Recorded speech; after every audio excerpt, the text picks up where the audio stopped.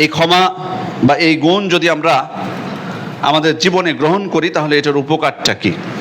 সম্মানিত উপস্থিতি, প্রথম উপকার হলো আল্লাহ তাআলা আমাদের সম্মান বাড়িয়ে দেবেন। মানুষকে যদি আমরা ক্ষমা করতে পারি, আল্লাহ তাআলা এর মাধ্যমে আমাদের সম্মান বাড়িয়ে দেবেন। আল্লাহ রাসূল সাল্লাল্লাহু আলাইহি ওয়াসাল্লাম বলছেন সহিহ মুসলিমের বর্ণনা, ওমা যাদাল্লাহু আবদান বিআফওয়িন ইল্লা ইজ্জা। ক্ষমার মাধ্যমে শুধু আল্লাহ তাআলা বান্দার সম্মানই বৃদ্ধি করেন, অর্থাৎ সম্মানকে তিনি কখনোই কমিয়ে দেন না। আমরা অনেক সময় মনে করি যে এটা মনে হয় আমার জন্য, আমি প্রতিশোধ নিলাম না, বা আমি কিছু বললাম না, বা আমি কিছু করলাম না, এটাতে মনে হয় আমি ছোট হয়ে যাব, মানুষ মনে হয় আমাকে দুর্বল ভাববে। কিন্তু আল্লাহ রাসূল সাল্লাল্লাহু আলাইহি ওয়াসাল্লাম বলছেন যে ক্ষমার মাধ্যমে আল্লাহ তাআলা বান্দার সম্মানটাই বৃদ্ধি করে দেন।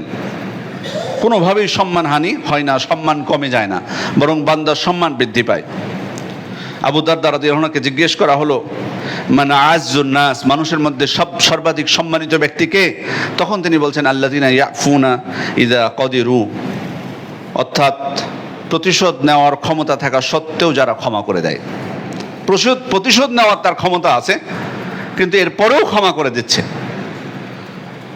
এই আবু দারদা রাদিয়াল্লাহু আনহু বলছেন যে এই ব্যক্তি সর্বাধিক কি সম্মানিত। ফাফু ইউইজ্জাকুমুল্লাহ, এরপর বললেন অতএব তোমরা ক্ষমা করে দাও, আল্লাহ তোমাদের সম্মান মর্যাদা বাড়িয়ে দিবেন।